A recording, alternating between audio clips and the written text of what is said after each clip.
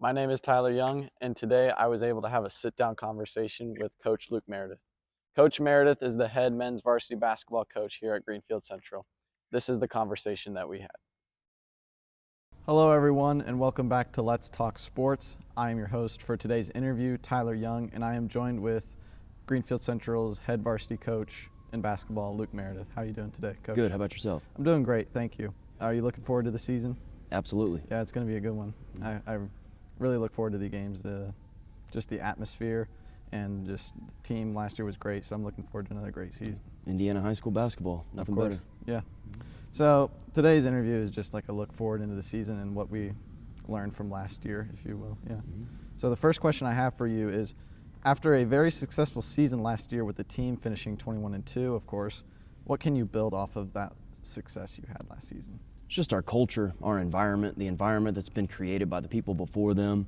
We lost a lot, and so we're trying to figure out a way that we can build off of that and what we do, but really it's just our identity. What is Greenfield Central boys basketball? So, we're playing for that Cougars and that GC that's on the front of our jersey, but it's also more importantly the standard of how we play. So, I've used several times before, but it's not going to go anywhere for as long as I'm the boys basketball coach here. It's when you pay your $6, $7, whatever it is to come to a game now, but it's, what do you expect? You expect our boys to hustle on and off the court. You expect them to dive after loose balls. You expect them to communicate. You just expect them to give you everything that they have. So that's kind of be our standard of who we are, but it's more about just the culture that's been set about what we expect from people who put on that interlocking GC and represent our program.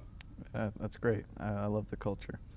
So losing your leading scorer in Dylan Moles, obviously, but also other starters like Tyler Kirkhoff and Will DeJarnett and Owen Anderson, of course.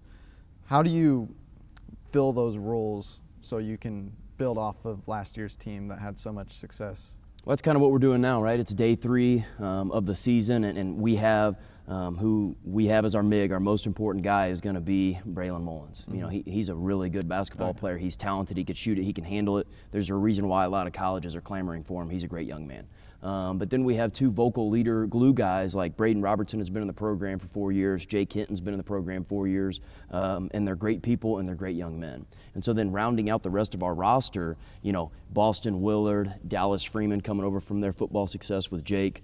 Is it Cooper Robertson? Is it Tucker Brown? Is it Brady Johnson? Who are those other guys that are going to be able to complement some of our core group of guys? So really, like I said, it's talking about culture.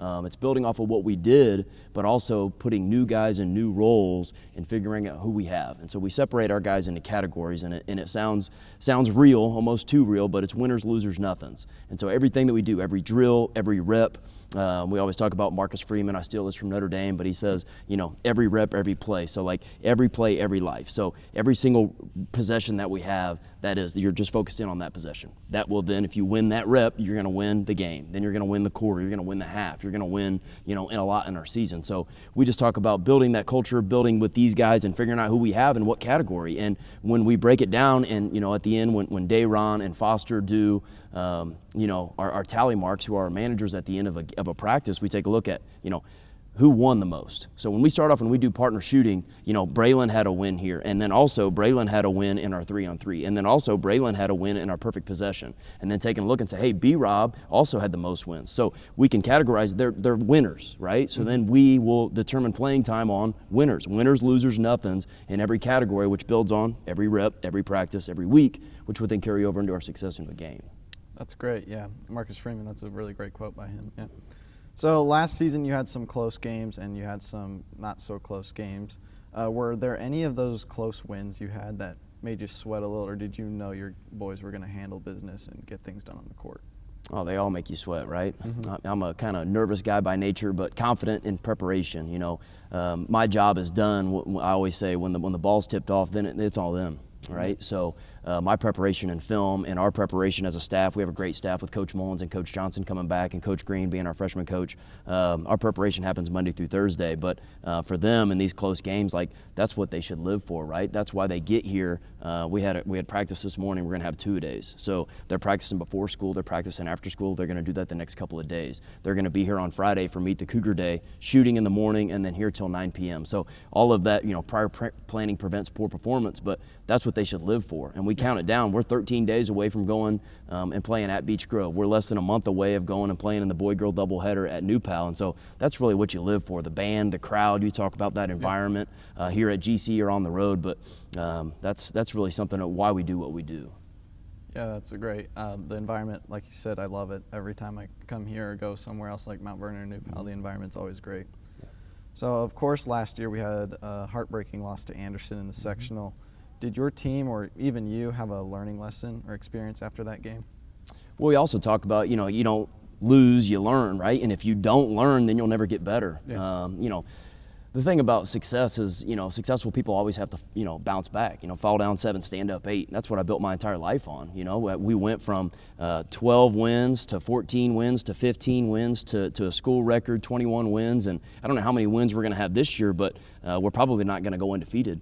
But what I will say is you got to learn every single time. I'll never forget that game. I still think about certain moments in that game. The over the back call on Braylon. There was a shot that we had in transition that I thought if we just would have taken the lead, then we would have had an opportunity. And those are the kind of games that you'll always regret as a head coach because you have a really good team and we had a great collection of young men. But that's why we're back here again trying to get that opportunity again, and we will sometime in March and building to that. So I would just say you don't lose, you learn, and I've definitely been able to learn from all of our failures. Yeah, it's great. You always got to learn from any mistake that you've ever made, just as a player, coach, person. So after anything last year, could you improve as a coach? Like, was there anything that you could improve on from last year? I can improve every single day. I'm an open book, and I'm looking for feedback from Coach Johnson and Coach Mullins and the rest of the guys that are on my staff and even the players. I want them to speak up. If there's something going on, my door is always open, but anything that I see on Twitter, I try to bookmark and watch later, or just try to take a look at some of the other guys that have had success. You take a look at recent retiree, Aaron Spalding at Eastern Hancock, or the success that Trent Whitaker has had at New Pal. I am not Greg Popovich. I don't claim to be Greg Popovich. I want to learn and soak in and be obsessed with the details. So a lot of times I will ask and I will reach out to people, hey, what do you look like if Braylon Mullins is going to see boxing 1 this year and we haven't seen a ton of that. I've reached out to several coaches this summer and just said, hey, you have any advice for me? I don't care if I'm 40, if I'm 60, if I've been coaching 20 years or 2 years. That's what I'm about. I want to learn, I want to grow, and I think that's what good leaders do. Never be satisfied with who you are or where you are, because then you'll never get better. Wow, yeah, and reaching out to other coaches, I never would have thought about that. So that's really interesting. So have you guys done any workouts, camps, scrimmages over the summer before the season?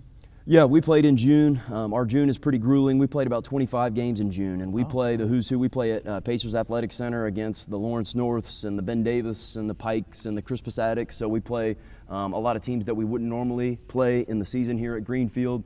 And then we just had our fall workouts where we had 16 workouts. We're only allowed to go 2 days a week, 2 hours, but that's the off season, right? And so we're working on, hey, weaknesses that you have, and we talk about I have weaknesses as a coach that I'm trying to improve. Well, our players have weaknesses too, and so maybe it's shooting, maybe it's left hand, maybe it's athleticism, whatever it is. But working daily with Coach Nolting in the weight room, and then over the course of since March in the last 6 months, just trying to get better day by day, so that we are prepared for those moments in 13 days when we're going on the road playing a tough Beech Grove team. Oh yeah, that'll be a good one to watch. I look forward to the start of the season with that game in particular, which is usually our first game. So from November to, let's say, March, like the end of the season, what are you most looking forward to this season during that winter, spring stretch? I just love basketball. Like I've said before, this is a family-oriented guy, and so I have a kid, my oldest, Carter, that's playing for the junior high this year, 7th grade. I have another boy that's in 5th grade, and our GC Juice teams, we call it the Juice, is now our youth league. And then just all levels of basketball. I'm going to spend a lot of time here in this gym. I'm going to spend a lot of time working on my craft. It's just basketball season. So after Halloween, you always get that sense like it gets to be colder weather. Yeah. And it's just what I do. It's what I've done for the last 18 years of my life. It's what I love. So, I got here at 6:30 a.m. and I'm going to leave at 6:30 p.m., but I wouldn't have it any other way. That's who I am. And so I'm just excited to be in the gym because I think I'm a coach by heart. That's great to hear. So we know that the conference games, we know 2 in particular you have circled on your calendar, those being Mount Vernon and New Pal. What about non-conference? Is there any other opponent that you look forward to playing? Well, this year, the Beech Grove game, every year, right? But it's Matt English and him. and kind of what he means to this community and what he means to the Beech Grove community. And then I graduated from Beech Grove in 2001, so that's always kind of going back home when we do play there on the road. And then also Avon. Avon is always a special game since we picked him up last year because my mother lost her battle to cancer, and the coach at Avon, he lost his mother, Drew Schaus, to cancer, and so it's going to be a cancer awareness night. We're going to make that an annual event. So, and then I coached it at Avon for quite some time and lived there. So those are two games that have a personal touch to me, and whether we win or lose, it's really just making people proud and feeling like, you know, this is why we do what we do. Yeah, that's an amazing tribute. You know, I never would have guessed that, but that's an amazing tribute. I'm glad you guys are really doing that. Yeah, absolutely. Raising awareness. So, apart from winning sectionals and the postseason success, what other goals would you have for your team this season? I mean, obviously, I'd love to win sectional, something that we haven't done since 1998, well documented. Yep. Love to win conference. You know, we had not won a conference game in 2 years before I got this job, and we got second in conference and lost one conference game to the eventual champs, New Pal. We'd love to beat New Pal. We'd love to beat Eastern. We'd love to beat Mount Vernon and our conference foes, but I just want our kids to come out and compete and represent Greenfield, and we talk about that a lot. If we come out here and we give every single thing that we have all the time and live up to that standard, I will be satisfied. You know, we didn't beat Anderson last year, but just the tears, how much it meant to those young men, and then coming out there and seeing their families, many of them that was their last game, but just seeing what it meant to them. And you talk about that we lost, right? But, you know, I watched every single one of their games. I know that our kids were prepared. I know that they wanted to win as bad as anyone. So if I can get that across to all of our kids all the time, Beech Grove and then Northeastern and then Rushville and then New Pal, and you know, that's got to be who we are. That is the standard. So if I can get our kids to live up to that standard with all these new pieces, like you can't just show up and say, hey, Greenfield's here, you know, we're good. You know, but that's not the way that it works. It's not the way the world works. You got to fight, you got to scratch, you got to crawl for everything that you have. So really, you just talk about, for me, success is not a numerical thing. Man, I hope we win 15 games. I hope we win 10 games. I don't know how many games we're going to win this year. We got a lot of moving pieces, but really just showing up, representing Greenfield the right way in our community, our school, and our basketball program. That's great. So this is the last question I have for you. So as a coach, what do you think are some key factors to have as much success as last season? You got to be willing to put in the work. I got to be able to have relationships with our kids. I got to be able to, you know, people play for people. I got to get them to have that relationship with me. I am going to coach them hard, but I am going to love them harder. And so if I then get on them and I'm asking them, you know, why are you failing chemistry, or why were you late to this class, or why were you 19 minutes late to practice, then I can have them run. Cooper Robertson ran 19 mezzis because he was late to the very first practice by 19 minutes. But I bet he's not going to be late today. I bet he's not going to be late tomorrow. So those type of instances. But Cooper Robertson also knows that if he wants me to pick him up at 2 a.m. because he's in trouble, or if he needs something from me, I will help him because we've built that relationship. I think that's something that's incredibly important as we progress throughout not just this season, but who I am as a man, who I am as a coach, and what I want our program to be built on, and that's love. Wow, yeah, that's great. So that is all the time I have today for this interview.